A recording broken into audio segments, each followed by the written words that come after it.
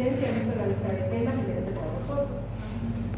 Sigamos con el siguiente tema, que es el choque. ¿Ya? Cuando hablamos de choque, tenemos que saber que se trata prácticamente de una disminución de la perfusión o una perfusión insuficiente. ¿Ya? Es una perfusión de volumen circulatorio insuficiente. Entonces, tenemos que identificar que tenemos ciertos tipos de choque para cuando hacemos una evaluación de un paciente. O sea que los pacientes llegan a la emergencia y tenemos que decir cuál de todos los estados de choque tiene el paciente. Y obviamente cada uno la clínica es diferente. Por ejemplo, tenemos el choque hipovolémico, que se da usualmente por los estados de deshidratación bastante severo o los estados de hemorragia.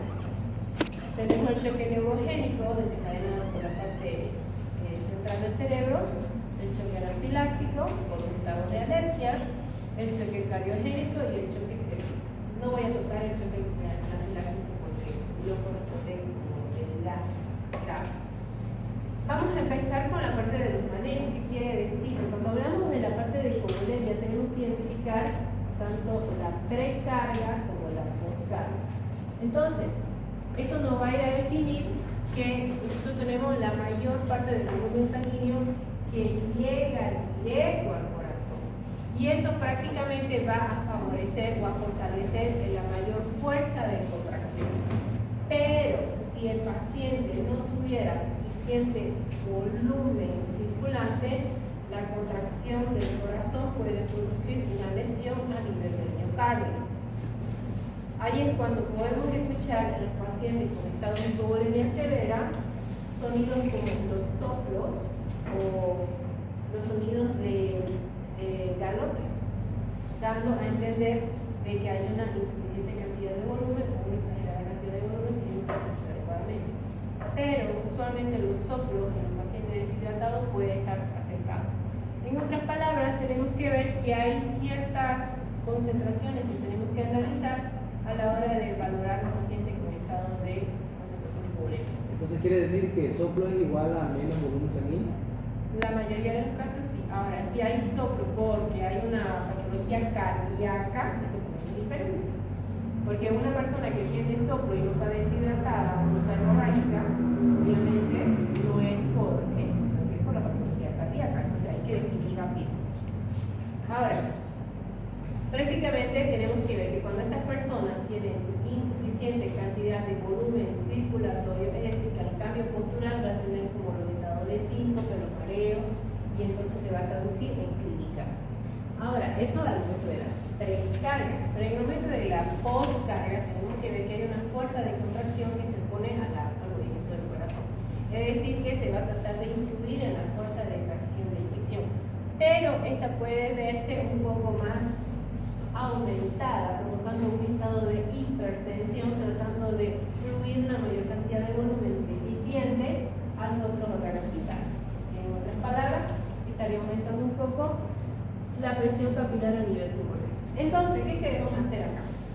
Tenemos que definir más o menos cómo se vería un paciente en estado de choque con un estado de hipovolemia. Es decir, que vamos a ver una persona, si estuviera sangrando, pálida, o una persona deshidratada, una glucosa frías, sobre todo las extremidades frías, pálidas y anóxidas. Prácticamente porque hay una disfunción o disminución de la función de fracción de inyección. Fisiopatológicamente hablando, entonces, ¿qué tenemos acá? Tenemos que se da directamente cuando tenemos un estado de choque, hemos visto que se da un estado de estímulo aferentes, ¿recuerdan? Entonces, ¿son cuáles? Que nadie casi me respondió. Es el eje hipotálamo hipófiso adrenal. Cual está empezando, desencadena la vasoconstricción, sobre todo a nivel periférico, aumentando la resistencia venosa periférica. ¿Qué quiere decir? El eje hipotálamo hipófiso adrenal. ¿Qué va a hacer la liberación de qué? Adrenalina, noradrenalina. Vasoconstricción. Aumento de la función de la contracción cardíaca, de la ventilación pulmonar a nivel de los receptores y además de la glándula suprarrenal, estimulando una respuesta que cambios en la parte renal, renina, angiotensina, aldosterona. Disminuye el fluido de orina, es decir, la acidez del paciente se va a reducir por la falta de volumen, porque tengo un paciente que está deshidratado, para que va a perder líquido que no tiene.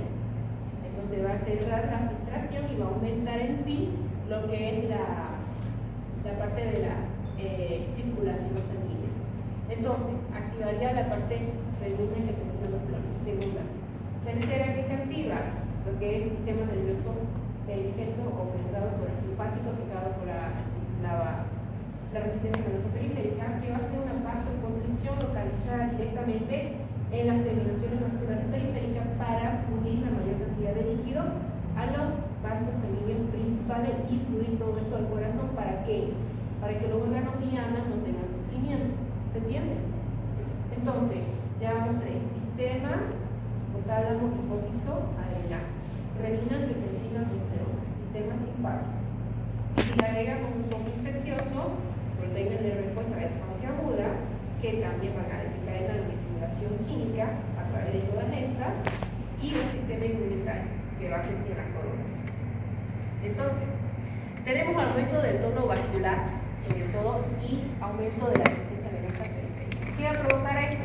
Aumento de la fibrilación. Dado ello, va a ser un aumento de la extracción insular de oxígeno. ¿Qué quiere decir? Aumento de la acidosis, pH ácido. Si hay un aumento de pH ácido, ¿qué pasa? Eritrocitos, crisis eritrocital. Aumentando así la contracción arteriolar, lo que viene a ser la pérdida de volumen circulante, es decir, que la parte de la filtración renal se va a reducir a nivel de las arteriolas aferentes. ¿Para qué? Para fluir la circulación hacia los órganos principales. Y este va a mandar su señal química nuevamente al cerebro para hacer la liberación de la adrenocorticotropina, que va a activarse a nivel del hipotálamo para estimular la ADH, volviendo a activar a la renina, angiotensina, aldosterona para reducir el flujo urinario. ¿Se comprende? Fisiología, lo que les digo. Fisiología, fisiopatología básica, pero estoy hablando ahorita de fisiología. Entonces, tienen que repasar, yo sé que cuesta, pero este es el tema de la sepsis, y sí, yo sé que les cuesta, pero si no lo aprenden ahora, que es la base de la medicina, esto les va a costar para todo. Y sobre todo el manejo del paciente. Entonces, se libera a nivel del eje hipotálamo la hormona antidiurética. Entonces, el paciente va a orinar más en estado de choque o va a orinar menos en estado de choque. Va a orinar menos. Entonces, va a haber un aumento de la resorción del agua y una vasoconstricción implantar. ¿Qué quiere decir? Que el fluido de sangre del vaso va a reducirse y va a permitir que llegue la mayor circulación a los órganos. Entonces, ¿cómo van a trabajar esto? Seguimos con la parte de los estímulos aferentes.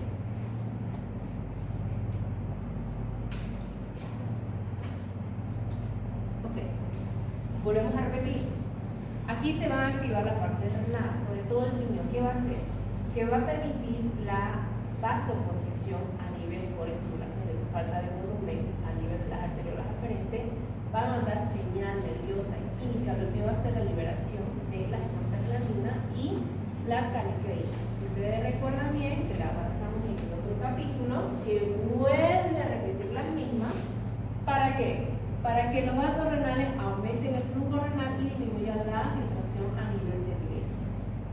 Entonces, dada esa, manda una señal química a través de la estimulación de la canecrina por señal química a la circulación, sobre todo a niveles crónicos y cutáneos, más los tromboxano A2, que van a aumentar sobre todo la parte cardíaca, es decir, la parte cardiovascular, para que aumente la contracción, pero esto va a desatar como que una disminución a nivel de contracción muscular. Ahora, dada la parte de la estimulación por las sustancias inflamatorias, aumenta el pH ácido, el cuerpo necesita energía, ¿el paciente va a comer? No, vuelve a activarse el ciclo de Krebs a través de la fase anaeróbica. ¿Qué quiere decir? Que va a aumentar el catabolismo muscular, va a haber una destrucción muscular en el peor de los casos, o aumento de la producción de los aminoácidos, elevándose el ácido úrico, la urea, y disminuyendo y aumentando la creatinina, pero también va a estimular la producción por el proceso químico que se libera a través del pH ácido por el hidrógeno y por el CO2, que también la estimulación de las células cerradas presentes en los tejidos y en la parte circulatoria va a estimular a los leucotrienos, sustancia inflamatoria que va a fluir. ¿Para qué? Para producir efectos vasoconstrictores antiinflamatorias que tienen efectos vasoconstrictores, sobre todo a nivel periférico. Entonces, ¿cuál es la medida principal? Aumentar una permeabilidad para poder hacer mayor depósito de líquido, sobre todo a una recirculación hacia compensar la hemoglobina. Eso es lo que se quiere. Ahora, antes de cambiar a la siguiente diapositiva, tenemos todos estos estados que acabo de mencionar. ¿Qué medida de tratamiento haríamos? Sabemos que tenemos un paciente que va a tener su pH ácido, sabemos que va a aumentar la fuerza de la contracción miocárdica, va a estimular la contracción de los capilares pulmonares. Medidas básicas. ¿Qué hacemos con el paciente? Hidratación, oxígeno.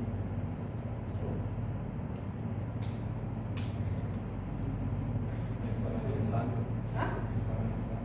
No entendí. ¿Examen químico se puede realizar? Bueno. Empezamos.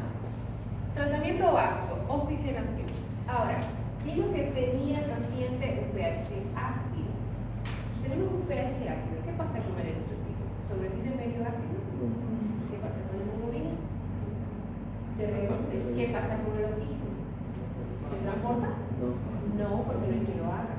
Entonces, tenemos una hemoglobina que tenemos que controlar a través de un hemograma, un hemograma básico, y si la hemoglobina empieza a notarse menos de 12, empezamos a parar orejas. El producto de la sepsis produce ilícita y descenso de la hemoglobina. Desciende la hemoglobina, ¿y qué se eleva? La bilirrubina indirecta. La bilirrubina, ¿cuál? Indirecta. Indirecta. Entonces, tenemos que mantener una hemoglobina mayor de 12, tenemos que neutralizar el pH. ¿Qué suero le damos? Lactato o fisiológico. Y tenemos que tener un buen catéter venoso. Muy bien. Empezamos con la reanimación del líquido. Si estamos haciendo una reposición de volumen, aquí tenemos que identificar, ¿es una hipovolemia por un estado de choque o es una hipovolemia por un estado de choque por hemorragia? Ahí tenemos que definir. Tenemos la reanimación con líquido. Aquí entra todo: líquido, plasma, sangre, coloides, prácticamente sustitutos sanguíneos. ¿Por qué? Porque ¿qué es lo que le va a faltar al cuerpo? Líquido.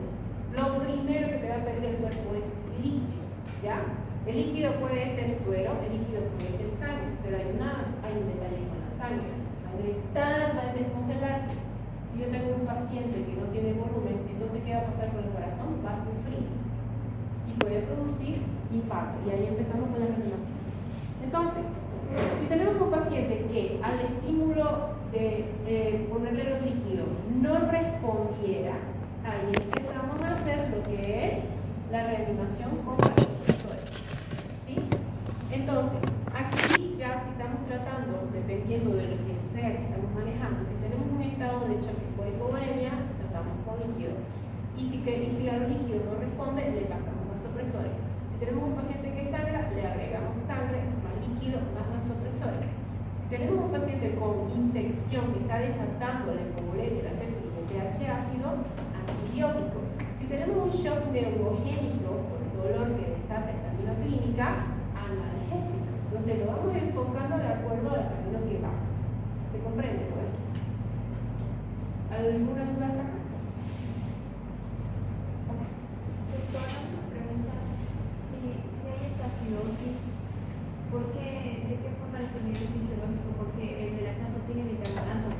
¿Quién quiere responder la pregunta? ¿Terminó?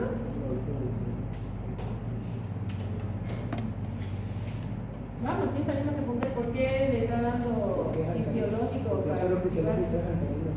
¿Ah? El suero fisiológico es alcalino. ¿Cómo viene a ser alcalino el suero fisiológico? No tiene bicarbonato fisiológico. Por la combinación del sodio con el agua que hace combinación, hace hidróxido de sodio, alcalí fuerte. Entonces, cuestión de química básica. Yo veo dos personas, no sé que si son de este grupo o no. ¿Usted es de mi grupo? ¿Y usted? ¿De qué materia son? No, ¿de qué materia son? ¿O de qué grupo hay? No lo estoy votando, quiero saber la verdad. ¿Paralelo? No, es del séptimo semestre. Del séptimo semestre. Bueno, que le enseñen a sus compañeros a hidratar, porque ya pasaron la clase. Ok, hablamos del shock cardiogénico. Vamos a empezar con el primer shock. Shock cardiogénico. Ahora, cuando tenemos shock cardiogénico, tenemos que ver que hay una falla o disfunción miocárdica. Ahora, ¿cómo se desarrolla? Puede ser por alteración de la circulación, por alteración de la coagulación o asociado a un infarto. Pero hay un detonante también, los traumatismos. Es decir, aquellos que van por el volante pegan fuerte con la desaceleración y automáticamente hace como un golpe a nivel traumático del terreno. Entonces, ¿puede provocar un trauma cardíaco? ¿Existe eso? Sí, existe. Es como golpear el músculo y se forma un hematoma grande. Sucede lo mismo con el corazón. Entonces, hacen los taponamientos llamados famosos o las embolias o los infartos asociados. Entonces, ¿qué podemos hacer aquí? Aquí podemos hacer estudios complementarios de emergencia, pero también tenemos que hacer, bueno, si nos da la oportunidad del tiempo, porque también hay pacientes que hay que estudiar clínicamente. Entonces, o hacemos un ecocardiograma, pero tenemos que ver la clínica principalmente del paciente. Aquí tenemos el que puede provocar un neumotórax, prácticamente por respuesta a la lesión del miocardio, pero también puede haber una ruptura del ventrículo o un taponamiento. Ahora, ¿cómo se traduciría el taponamiento? Puede ser que presente al paciente taquicardia, sí. Escuchen una persona cuando tiene taquicardia normalmente o el corazón no se escucha. Puede haber que están apagados. Entonces, una taquicardia, pero sonidos apagados. Entonces nos da a pensar que es como que si hubiera ¿cómo se puede decir? Algo que impidiera escuchar claramente el sonido del corazón, del latido. Es como si hubiera una malla o un coágulo que no permite amputar adecuadamente. Y también podemos notar que se pueden ver, hay una falla del fluido sanguíneo y se puede ver como ingurgitación, es decir, la vena yugular que está flotada o protruida y esto que se nota más marcado. Y los hipos persistentes del paciente por irritación del diafragma por el sangrado. Ahora, en el neumotórax de atención tenemos que identificar que cuando se da un trauma a nivel de la caja torácica puede ser un trauma cardíaco, un trauma pulmonar. Trauma pulmonar significa que puede haber alguna costilla rota y este puede, como quien dice, pinchar el globo del pulmón y este puede escapar aire al espacio virtual. Entonces, como hay un espacio virtual y necesita salir por algún lado, ¿qué va a pasar con la parte del pulmón? La va a ir comprimiendo por el aire que se está saliendo. ¿Comprende? Entonces, ¿cómo se muestra también? Con ingurgitación yugular, con taquicardia del paciente. Ahora, ¿cómo yo voy a identificar? Sonidos ausentes a nivel de la ocultación y escucho como una hiperresonancia cuando yo hago la parte de la percusión, como escuchar un saludo. Entonces, hay dos formas de actuar.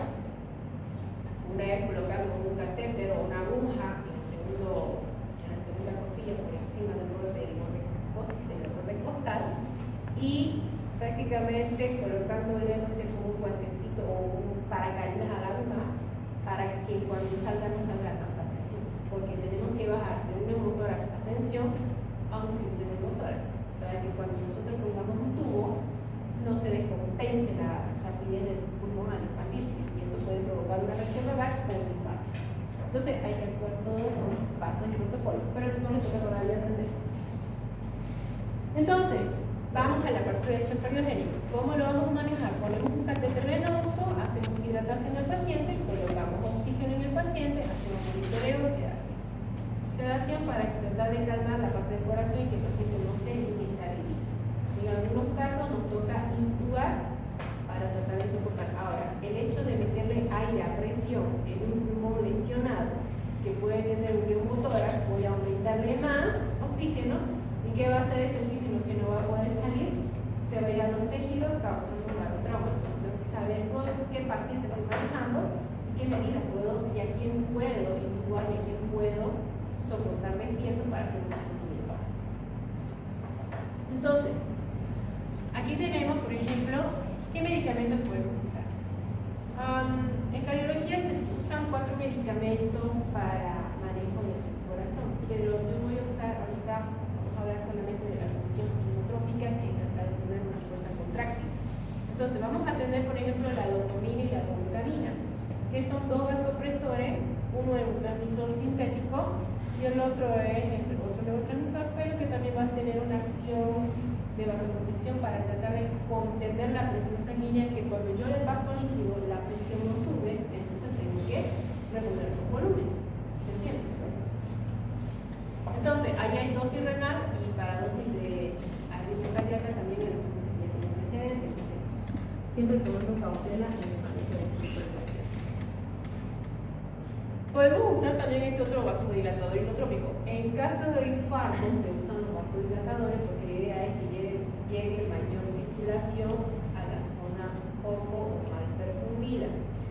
Entonces, prácticamente se trata de conseguir una reducción del gasto cardíaco, pero tratando de controlar la presión diastólica, que no se baje demasiado, es decir, que no baje de 40, porque también no podemos pasar al otro lado y nos podemos matar. Entonces, tratamos de contenerlo. No olvide que el corazón también tiene su propia circulación.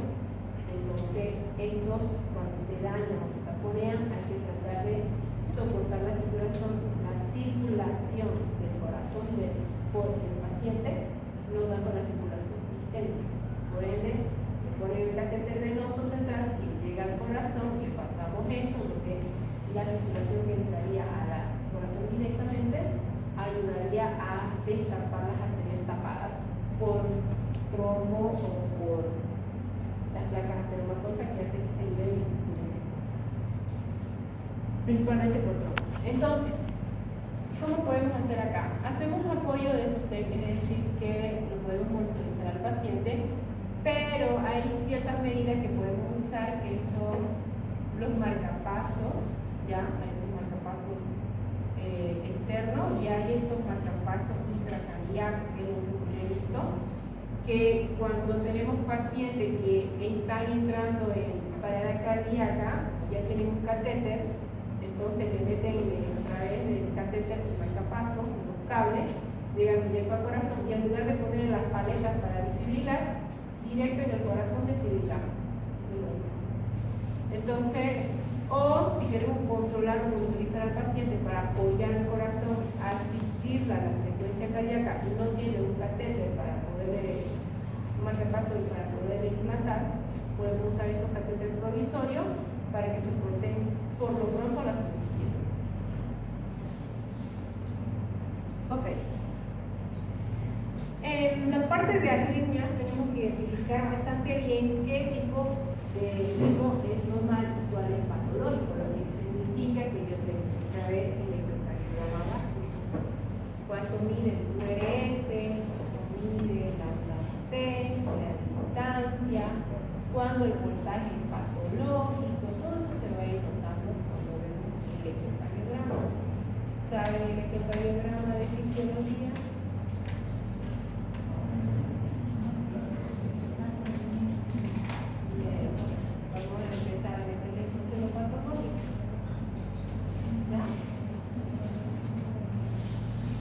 Yo le dije que se lo cobraré todo. Yo estoy avanzando y yo voy a avanzar lo que ustedes ya pasaron. O sea que tienen que repasar. Entonces, cuando vemos el choque neurogénico, que es otro tipo de choque, este ya se da por una estimulación nerviosa exagerada a nivel del sistema nervioso central, pero por una lesión rara irregular. ¿Eso qué quiere decir? Que cuando vamos en los vehículos y hacemos una frenada fuerte, no solamente es el tórax lesionado, sino que también es la médula renal, lo que puede estar en peligro y esto es más lesivo porque puede tener un paciente que quede muy fuerte. Entonces, aquí tenemos que notar qué clínica va a tener el paciente. Es decir, que nosotros hacemos el manejo, la atención del paciente, pero a la, ¿cómo se puede decir? A la reanimación, la presión se mantiene baja y el paciente requiere cefalea o no adormecimiento, nos tenemos que fijar si el paciente no está haciendo una hipotensión por respuesta simpática. Y eso puede aumentar la parte de la hipovolemia. ¿Qué quiere decir? Que yo le paso líquido y el paciente es como que si tuviera un estado de hipovolemia, entonces como que no me responde.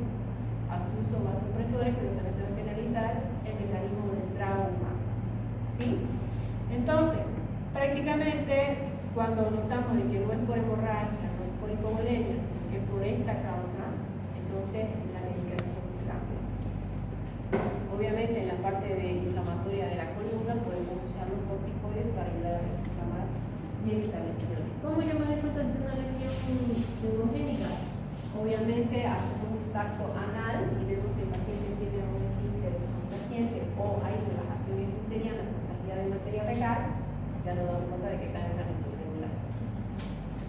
Ok, en esta parte tenemos que definir, sobre todo, si hay ciertas dificultades en cuanto a la parte de la vasoconstricción o la vasodilatación que pudiera provocar el síncope o el desmayo del paciente, que puede ser desatada por dolor.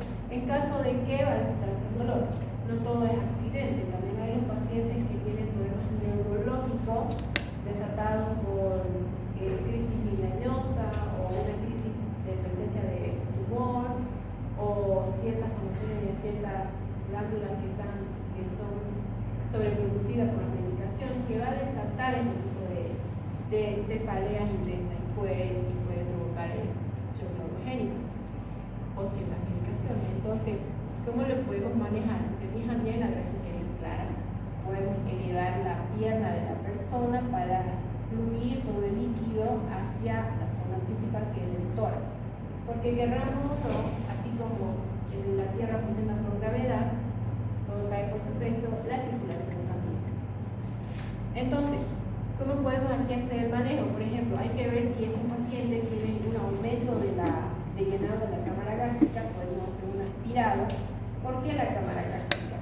Se notan que viene bajando de la zona del bulbo por la parte raquídea, lo que viene a ser el nervio vago del cinturón craneal, o el hemogástrico conocido, pasa por a través del mediastino a los lados del corazón, llega al diafragma y cruza a la pared abdominal.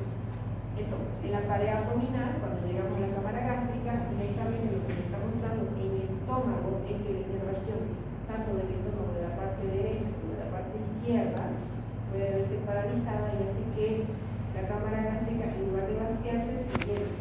Por eso indica la aspiración para disminuir la dilatación gástrica. Obviamente también puede ser desatado por medicamentos de anestesia raquídea y los demás obviamente por esos dolores intermitentes. Doctora, ¿tú me puedes repetir cómo podemos diferenciar un choque neurogénico?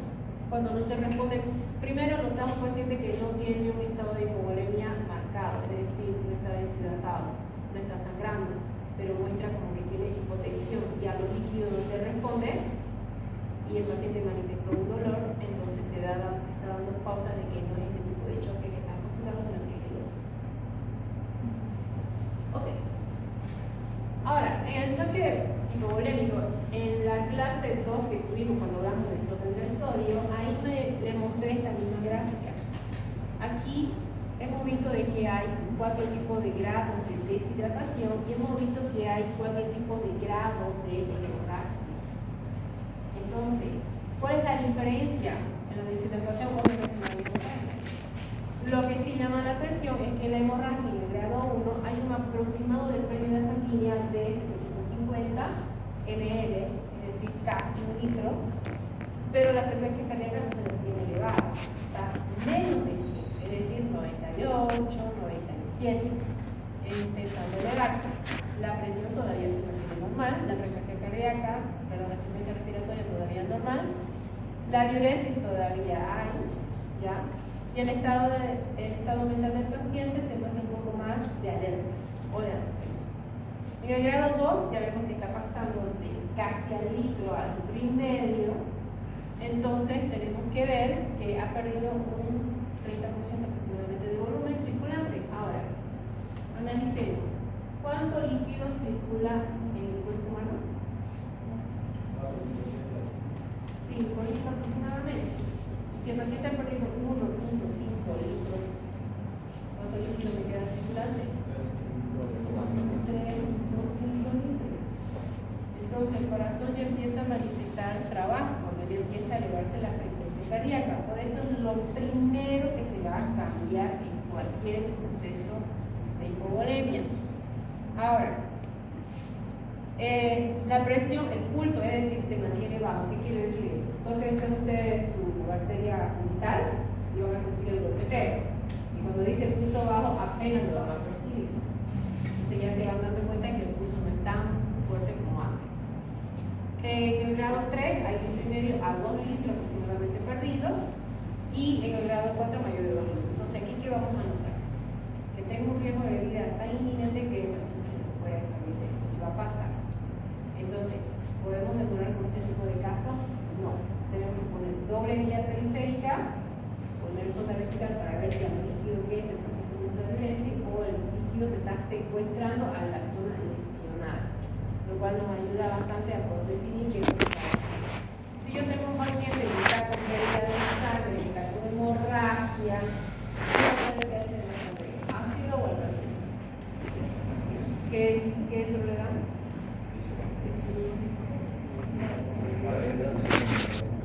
Entrada, ¿cuál? Lactato. ¿Sí?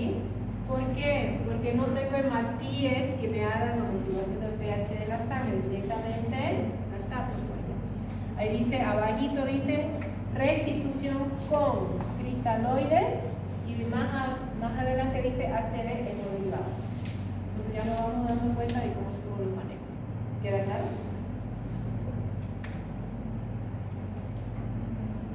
Ok. Ahora vamos a definir un poquito aquí en la parte del shock séptico. Hemos estado hablando de lo que son los signos importantes. Ahora, vamos a definir.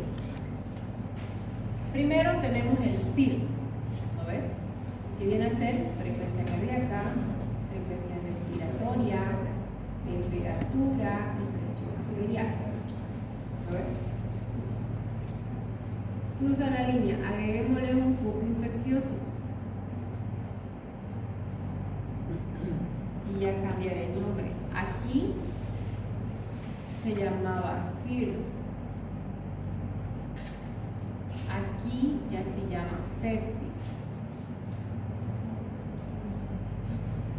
Si yo tengo un paciente que empieza a mostrar cambios, frecuencia taquicardia, frecuencia respiratoria aumentada, taquipnea, hipertermia o hipotermia, presión alta y que de pronto se baja, me llama la atención.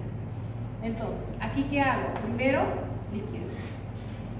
Si yo tengo aquí, en esta parte, hago manejo de líquido porque tengo que hacer un manejo de líquido. Si yo tengo el laboratorio, me sale infeccioso, entonces yo inicio antibióticos. ¿Por qué? Porque significa que hay un foco infeccioso que se está desatando. ¿No ves? Entonces, ¿qué hago acá?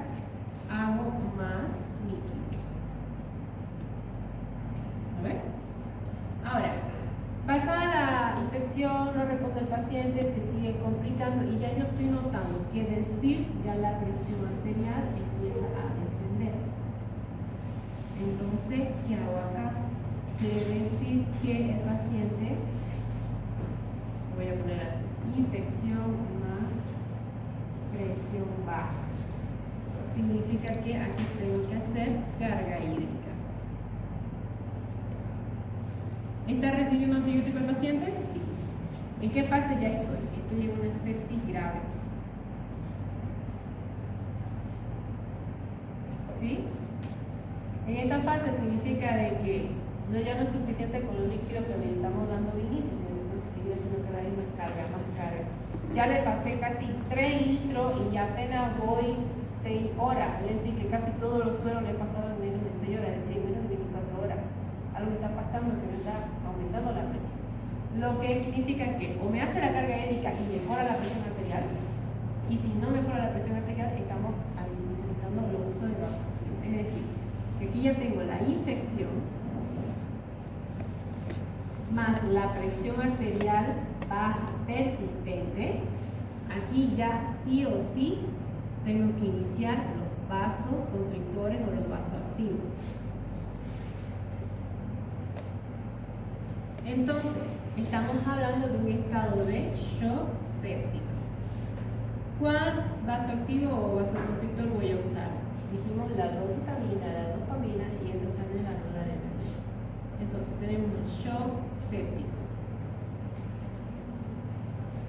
Ahora, ¿qué pasa acá?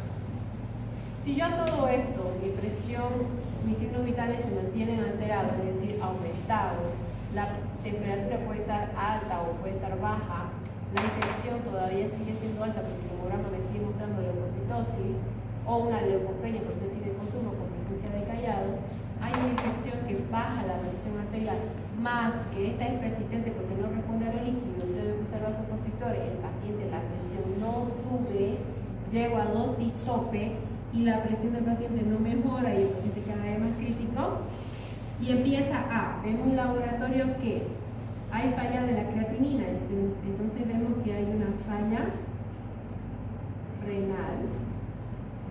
Si tenemos un paciente en estado de sepsis y el pH se hace más ácido, la hemoglobina se libera y esta se remetaboliza haciendo que la bilirrubina se regenere, ¿sí? Las transaminases se van a aumentar, a ver, estamos entrando en un estado de falla hepática ya, entonces ya empieza a fallar el hígado. El paciente está ventilando rápido porque no tiene suficiente oxígeno.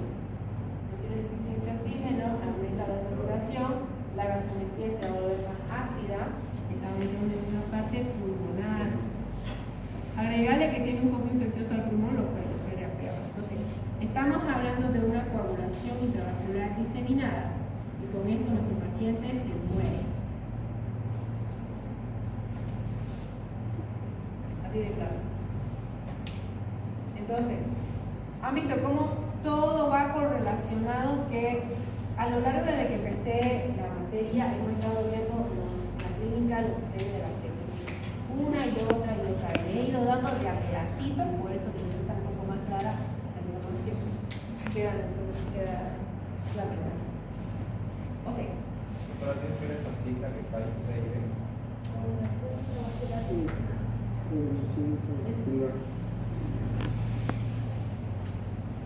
Entonces, ¿puedo correr? Entonces, algo que le vamos a fijar acá en todos los estados de sepsis o séptico, ¿ya? Si yo tengo un foco infeccioso, ya estoy en la fase 2, lo que significa que tengo que bajarlo al paciente de esa fase 2 para que no siga avanzando la agresión de la infección. Ahora ya saben por qué es importante saber hacer manejo de hidratación, estabilización de los signos vitales, lectura de laboratorios, que es lo que les he estado pidiendo, y la interpretación de por qué se eleva cada uno. ¿A ver? Entonces, aquí vamos viendo que en el estado de shock vemos que hay los escalofríos o la hipertermia que puede estar provocada por los gas negativos. Aquí viene esta metodología. ¿Están llamando para?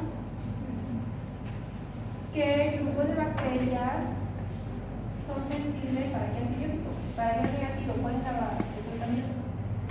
A ver, los de daño avanzado. Se voy a morir en su mano.